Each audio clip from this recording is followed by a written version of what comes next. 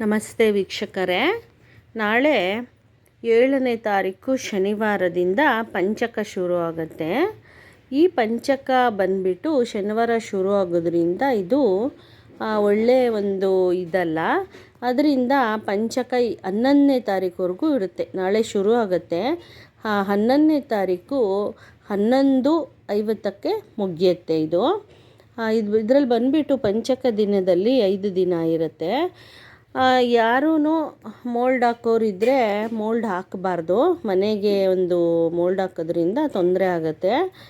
Mould ಹಾಕಲೇಬೇಕು ಅಂತ ಅವಶ್ಯಕತೆ ಇರೋರು ಒಂದು ಕೆಲಸ ಮಾಡ್ಬೋದು. ಯಾರ್ಯಾರಿಗೆ ಬಡವರು ಇರ್ತಾರೆ ಅಂಥವರಿಗೆ ಸಿಹಿನ ಅವರಿಗೆ ಉಣಬಡಿಸ್ಬೇಕು. ಸಿಹಿ ಹಂಚಿಬಿಟ್ಟು ನೀವು ಮೋಲ್ಡ್ ಹಾಕೋದ್ರಿಂದ ನಿಮಗೆ ಒಳ್ಳೆಯದಾಗತ್ತೆ. ಮತ್ತು ಯಾರೂ ಕೂಡ ಒಂದು ಮಂಚ ಮಾಡಿಸೋದಾಗಲಿ, ದಿವಾನ ಕಟ್ ಮಾಡಿಸೋದಾಗಲಿ, ಬಾಗಿಲು ಮಾಡಿಸೋದಾಗಲಿ, ಬಾಗಿಲು ಇಡೋದಾಗಲಿ ಇದೆಲ್ಲ ಮಾಡೋ ಹಾಗಿಲ್ಲ 5 ದಿನದಲ್ಲಿ. ಇದು ಮಾಡಿದ್ರೆ ಶುಭಕರ ಅಲ್ಲ. ಮತ್ತು ಗೃಹ ಪ್ರವೇಶ ಮಾಡೋ ಹಾಗಿಲ್ಲ. ಮತ್ತು ಹೆಸರಿಡೋವಂಥ ಕಾರ್ಯಕ್ರಮ ಇರುತ್ತೆ, ಅದು ಮಾಡೋ ಹಾಗಿಲ್ಲ. ಮದುವೆ ಸಮಾರಂಭಗಳು ಮಾಡೋ ಹಾಗಿಲ್ಲ. ಮತ್ತು ಅವತ್ತಿನ ದಿನ ಪಂಚಕ ದಿನದ ಯಾರ ಮನೇಲಾದರೂ ಸಾವಾದರೆ ಅದಕ್ಕೆ ಪಂಚಕ ಇದರಲ್ಲಿ ಸಾವಾದರೆ ಅವರ ಮನೆಯಲ್ಲಿ ಹಾಗೆ ಕಂಟಿನ್ಯೂಸ್ ಆಗಿ 5 ಜನ ಸಾವಾಗತ್ತೆ. ಇದಕ್ಕೆ ಪರಿಹಾರ ಏನಿದೆ ಅಂದರೆ, ನಾವು ಭಗವಂತನ ನಾಮ ತಗೊಳ್ಳೋದ್ರಿಂದ, ಭಗವಂತನ ಹೆಸರು ಹೇಳೋದ್ರಿಂದ ನಮಗೆ ಒಂದು ಆ ಥರ ಸಂಭವ ಆಗೋದಿಲ್ಲ. ಎಲ್ಲ ಶುಭ ಆಗತ್ತೆ. ಅಕಸ್ಮಾತ್ ಸಾವು ಮತ್ತು ಜನನ ಮರಣ ಯಾರ ಕೈಯಲ್ಲೂ ಇಲ್ಲ. ಅಕಸ್ಮಾತ್ ಆದರೆ ಏನು ಮಾಡೋದಕ್ಕಾಗೋದಿಲ್ಲ.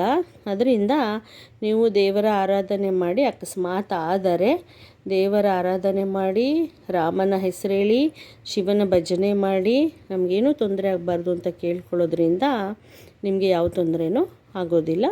ಆದರೆ ಯಾವ ಶುಭ ಕಾರ್ಯನೂ ಮಾಡೋ ಹಾಗಿಲ್ಲ 11ನೇ ತಾರೀಕುವರೆಗೂ. ಮನೆ ಗೃಹ ಪ್ರವೇಶ, ಮಗುಗೆ ಹೆಸರಿಡೋದು ಇದೆಲ್ಲ ಮಾಡಬಾರ್ದು.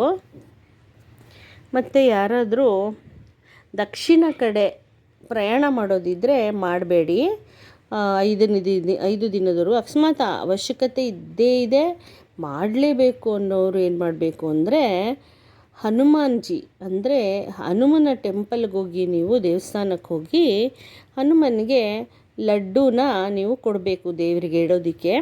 ಲಡ್ಡೂನ ದೇವರಿಗೆ ಅರ್ಪಿಸಿ ನೀವು ಯಾರಿಗಾದ್ರೂ ಒಂದು 5 ಜನಕ್ಕೆ ಕೊಟ್ಬಿಟ್ಟು ನೀವು ಪ್ರಯಾಣ ಮಾಡೋದ್ರಿಂದ ನಿಮಗೆ ಶುಭಕರ ಆಗುತ್ತೆ. ಹನುಮಾನ್ ಚಾಲೀಸ್ ಹೇಳಬೇಕು, ಆಮೇಲೆ ನೀವು ಪ್ರಯಾಣ ಮಾಡಬೇಕು. ಏನೊಂದು ಹನುಮನ ಪ್ರೇ ಮಾಡೋದ್ರಿಂದ ನಿಮಗೆ ಎಲ್ಲ ಶುಭ ಆಗತ್ತೆ.